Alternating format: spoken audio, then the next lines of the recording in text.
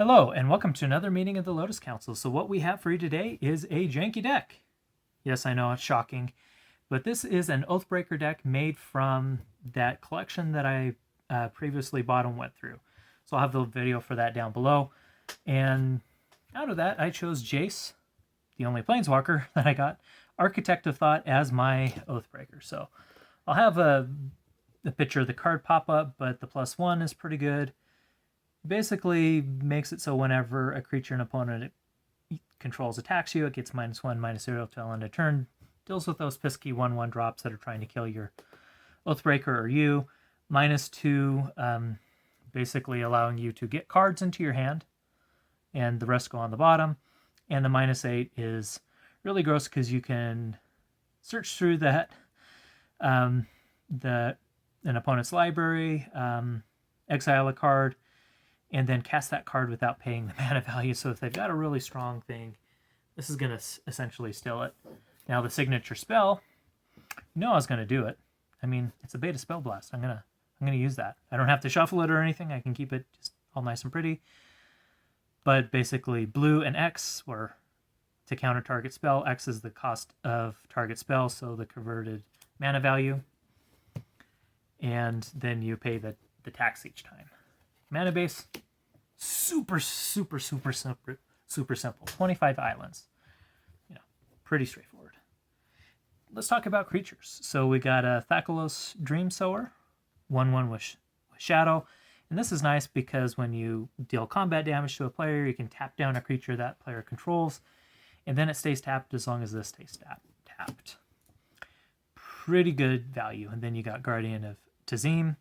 Flying, landfall, you get to tap down an opponent's creature, and if it's an island, which we're going to be running only islands, it's not going to untap during their next untap step.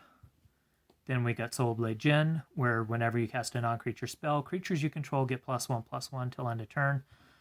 So these two are the really big beasts that I have, kind of interacting together and making everything small better. So we got a Vidalcan Anatomist. For 2 in blue, put a -1/- counter on target creature. You may tap or untap that creature. Stony Brook Angler, 1 in a blue. You may tap or untap target creature. Of course, you have to tap this. Then I've got Drifter Ildal with Shadow. And then you have to pay a blue, otherwise you got to sack it. But, that's not too terrible. So 1 blue for a 2/1 with Shadow. Yeah, you're going to be able to deal some damage. Callous Deceiver. 1 to look at the top card of your library, 2 to reveal the top card of your library. If it's a land, it gets +1/+0 and gains flying. I can only do that once per turn. So basically for 3, pump it by 1 and give it flying. Kind of expensive, but a lot of this is evasion. So we've got a Cloud Sprite with flying, but this can only block creatures with flying.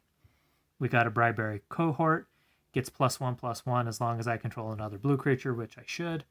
And it's a flying creature, Thassa's Emissary. I can either cast it as a creature or bestow it.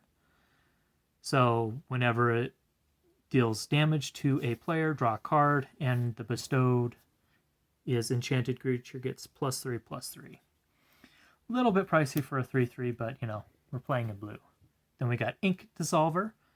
So at kinship, at the beginning of your upkeep, you may look at the top card of your library if it shares a creature type. With Ink Dissolver, you may reveal it. If you do, each opponent puts the top 3 cards of their library into their graveyard. I have a fair amount of Merfolk in here, and some wizards. So that's going to be fun. So Merfolk Looter, basically, it's looting. Drowner Initiate. Whenever a player plays a blue spell, I may pay 1. If I do, target player puts top 2 cards of their library into their graveyard. So basically mill. Not too bad. Then we got a Blightsickle, which is one of my favorite equipment. Target equipped creature gets +1/+0 and has Wither, so it's going to deal damage to creatures in the form of -1/-1 counters. Put that down here.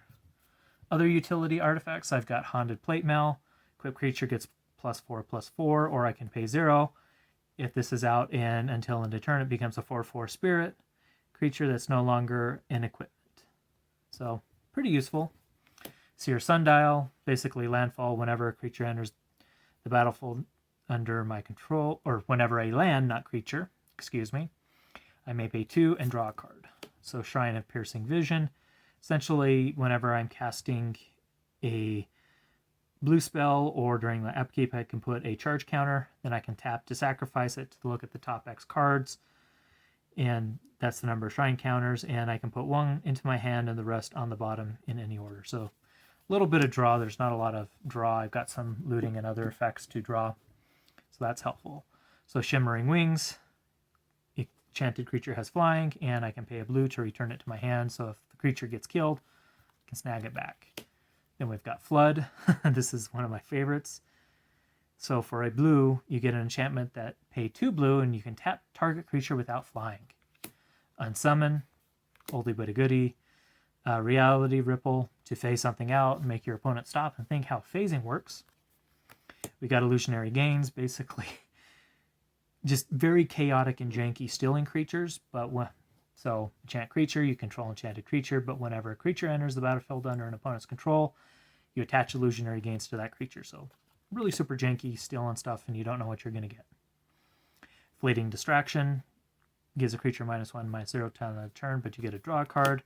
Lay Bare, you counter a spell, but you look at an opponent's hand, or look at the controller's hand, so your opponent essentially.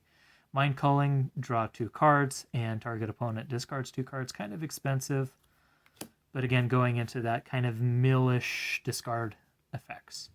We got Temporal Eddy, to put target creature or land on top of the owner's library. Bewilder, target creature gets -3, -0, and then you draw a card.